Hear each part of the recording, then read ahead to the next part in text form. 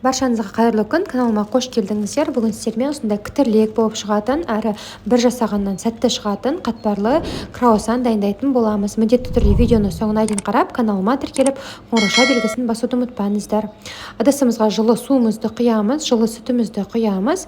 Енді үстіне бір ас қасық қант және де шым тұз саламыз. Жақсылап тұрып араластырып аламыз. Енді үстіне ашытқы саламыз. Ашытқымен де 7 граммдық тез әсер ететін ашытқы. Қайтадан араластырып аламыз. Енді жақсылап араластырғаннан кейін бетін жауып, шамамен 5-10 минутқа көтерілгенге дейін күтеміз. Біздің ашытқымыз міне осылай көпіріп көтерілуі керек, томпиып. Көтерілгесін қайтадан араластырып аламыз.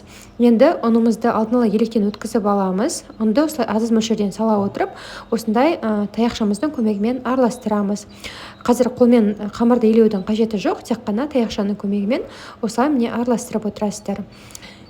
Қамырымыз толықтай жиналғаннан кейін үстіне күнбағыс майын құямыз. Енді қамырымызды қолымыздың көмегімен илеп аламыз. Бізде өте жұмсақ қамыр пайда болуы керек. Міне осындай жұмсақ қамыр. Бетін жауып, жылы жерге орап, кем дегенде 1 сағатқа қойып қоямыз. Біздің 1 сағат уақытымыз өтті. Қамырымыз осылай толықтай жақсы болып көтерілді. Енді құрағынымызды сеуіп, қамырымызбен жұмыс жасай бастаймыз. Қамырымыз сәл қолымызға жабыспақ болады. Құрағын сеуіп, осылайынан созып аламыз және де осы қамырымызды бір жарты бөлігін 6 дана және де екінші бөлігін 6 данаға бөліп аламыз. Барлығы бізде 12 дана осында қамыр шығуы керек. Қамырымызды осылай дөңгелек форма тәріздес етіп аламыз. Міне осындай дөңгелек болуы керек. Енді бетін жауып сүлгімен кем дегенде 15 минутқа қойып қоямыз. 15 минут уақытымыз өтті. Қамырымыздың бетін ашамыз. Енді оқтауымыздың көмегімен қамырымызды жайып аламыз. Біздің қамырымыз сәл жабыспақ болғандықтан үстіне құрағын салып, осылай міне жайып аламыз. Енді бөлме температурасындағы тұрған сары майымызды жағамыз. Үстіне ұнымызды сеуеміз құрғақ ұнды.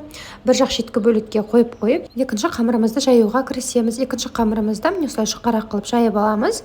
Бөлме температурасындағы тұрған сары майымызды жағамыз.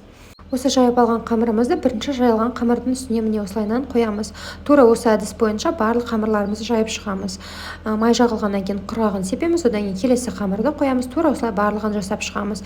Ең соңғы бөлігін үстіне қойғаннан кейін осылай дөңгелек форма жасап, шетін бәрін қысамыз және де үстінен басып, оқтауымыздың көмегімен жұқа қамыр жайып аламыз. Осындай міне үлкендікте үлкен қамыр шығуы керек. Енді біз осылайынан бөліктерге бөліп аламыз. Пышақтың көмегімен де, арнайы құралдың көмегімен де осылайынан кесіп алсаңыздар болады. Енді мен салмасына Қазақстан шоколадын қолданатын боламын. Салмасын өздеріңіздің қалауларыңыз бойынша өзгертсеңіздер болады. Қойылтылған сүт, яғни сгущенка, вареный сгущенка қолдануға да болады, немесе мен сияқты шоколад қолдансаңыздар болады. Шоколадты шетінен осылай салып, шеткі жақ бөлігін қамырдың басып, осылай міне орап шығамыз. Тура осылайынан барлық қамырымыздан круассан жасап шығамыз. Енді жұмыртқаның сарысымен барлығын үстінен жағамыз. Алдын ала қызып тұрған пеште ең бірінші 200 градуста 10 минут пісіреміз. Одан кейін 180 градусқа азайтып 25 минут сарғайғанға дейін пісіретін боламыз. Міне біздің круассандарымыз дайын болды. Өте дәмдар, жұмсақ болады. Ең бастысы өте оңай жасалады. Дастарханға ұсынбас бұрын үстіне қант ұнтағын, яғни сахарына пудра сеуіп ұсынсаңыздар болады. Қараңыздар, басқан кезде кітірлек және де дәмді болып шығады. Міндетті түрде каналыма тіркеліп, қоңырауша белгісін басуды ұмытпаңыздар. Келесі кездескенше.